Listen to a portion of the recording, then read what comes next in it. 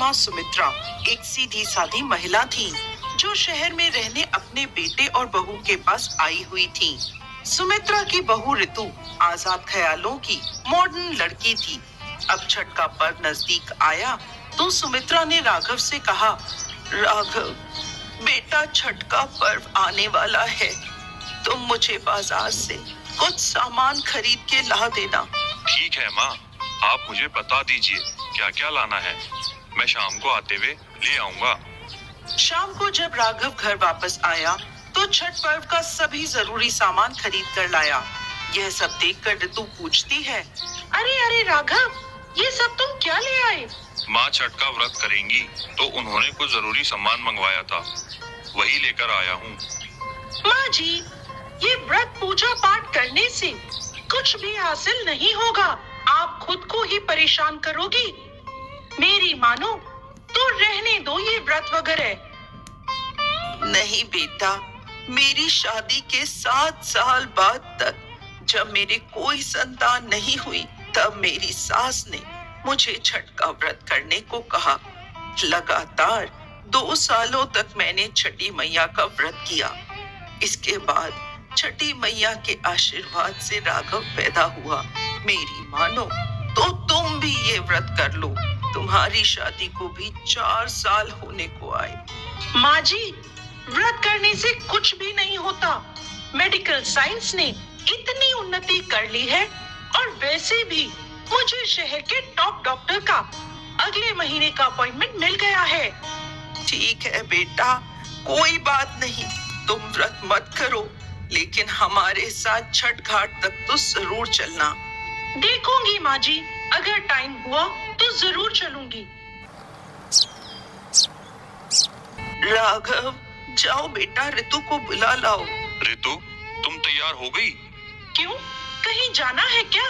हाँ, मैं और माँ छठ घाट के लिए निकल रहे हैं, तो तुम भी हमारे साथ चलो। राघव प्लीज, मुझसे नहीं होगा। अरे मैं कौन सा तुम्हें व्रत और पूजा करने के लिए कह रहा हूँ, मैं तो तुमसे बस ये कह रहा हूँ कि माँ का दिल रखने के लिए बस हमारे साथ चल चलो। ठीक है, मैं तैयार होकर आती हूँ। अब वो सभी लोग छठ घाट पर पहुँचते हैं। वहाँ ऋतु छठ का मेला घूमने निकल जाती है। राघव की माँ जल में खड़ी हो जाती है और राघव पानी में डुबकी लगाता है। डुबकी लगाते ही वो डूब जाता है। पूरे छठ घाट पर शोर मच जाता है। उसकी माँ रोने लगती है, हे छठी मैया, ये कैसा अनर्थ हो गया, मेरे बेटे को आप ही बचा सकती हो माता, मेरे बच्चे को बचा ले, इतना बड़ा अनर्थ ना करे मैया, इतना बड़ा अनर्थ ना करे। इतनी देर में ऋतु भी वहाँ आ जाती है। माँ जी, राघव कहाँ है? क्या हुआ राघव को? बेटा, राघव डुबकी लगाते हुए डूब गया, मैं क्या करूं, हे छठी मैया। देखा माँ जी, मैंने आपसे कहा था कि ये सब करने से कुछ भी नहीं होगा। आप बताइए क्या करूं मैं राघव के बिना कैसे रहूंगी? मैं क्या करूंगी? हे छठी मैया, मैंने तो हर साल आपका व्रत पूरी श्रद्धा से करा है, लेकिन ये आपने मुझे किस बात की सजा दी है? यदि आज मेरे बेटे को कुछ भी हुआ तो मैं इस छठ घाट पर ही अपनी जान दे दूंगी माता, अपनी जान दे दूंगी मैया। इतनी देर में पानी की एक लहर के साथ राघव किनारे पर आ जाता है और तेज गर्जना के साथ छठी मैया प्रकट होती हैं और कहती हैं, मैं कभी भी किसी का भी अहित नहीं करती, ये सब मैंने तुम्हारी आंखों से अज्ञानता का पर्दा हटाने के लिए किया है। मैं हमेशा अपने भक्तों की रक्षा करती हूँ। इस कलयुग में भी जो भक्त मेरी पूजा पूरी श्रद्धा के साथ करते हैं, मैं उनकी सभी मनोकामनाएं पूरी करती हूँ। ऐसा कहकर छठी मैया अंतर ध्यान हो गई। ऋतु हाथ जोड़कर अपनी सास से माफी मांगती है। माँ जी, मुझे माफ कर दीजिए, मुझसे बहुत बड़ी भूल हो गई माँ जी। अगले साल से हम सभी मिलकर छठी मैया का व्रत और पूजन किया करेंगे। जय छठी मैया।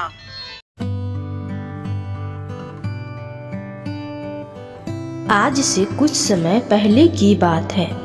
गंगा नदी में एक मगरमच्छ रहता था। मगरमच्छ बहुत मोटा ताजा था। एक दिन एक कौवा कहीं से उड़ता हुआ उसी नदी के पास आ गया। मगरमच्छ को देखकर सोचा, अरे वाह, कितने मोटे ताजे मगरमच्छ है। इसका मांस तो बड़ा ही स्वादिष्ट होंगे। और कौवा मगरमच्छ को मारने की तरकीब सोचने लगा। एक दिन कौवा मगरमच्छ के पास जाके कहता है, मगरमच्छ भाई, क्या तुम्हें पता है कि ये नदी जल्द ही सूखने वाली है? कौवा भाई, क्या तुम सच कह रहे हो? मगर तुम्हें कैसे पता है कि नदी का पानी सूखने वाली है? मैंने एक ज्योतिष को बात करते सुना है, और तुम्हें तो पता ही होगा कि ज्योतिष कभी झूठ नहीं बोलते। अगर इस नदी का पानी सूख जाएगा तो हमारा क्या होगा? यह कह के सोच में पड़ गया। तब कौवा बोला, मित्र, तुम चिंता मत करो। पास में ही एक नदी है जिसका पानी कभी नहीं सूखता, और उसमें बहुत सारे मछलियाँ भी हैं। मगरमच्छ कौवा की बातों में आ गया और जाने के लिए तैयार हो गया। अगले दिन सुबह होते ही दोनों निकल पड़े। सुबह से शाम हो गई। मगरमच्छ चलते चलते थक गया था। कौवा भाई, अब मैं थक गया हूँ, आखिर वो नदी कब आएगी? तब कौवा बोला, मगरमच्छ भाई, तुम कितने भोले हो। मैं तो तुम्हें मार कर खाना चाहता था, इसीलिए नदी का बहाना करके इतनी दूर ले आया। अब तो तुम यहाँ से जा भी नहीं सकते, क्योंकि रास्ता तुम्हें मालूम नहीं है।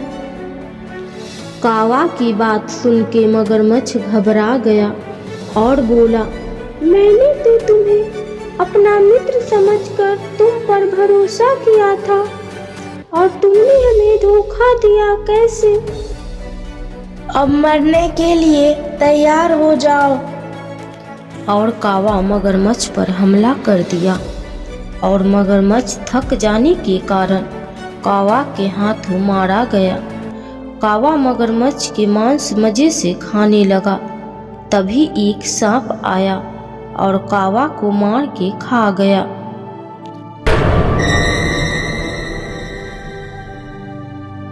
तो हमें इस कहानी से क्या सीख मिलती है कि कभी भी किसी दूसरों की बातों में नहीं आना चाहिए, और कपटी दोस्तों से सावधान रहना चाहिए, और आप जैसा कर्म करेंगे वैसा ही फल मिलेगा।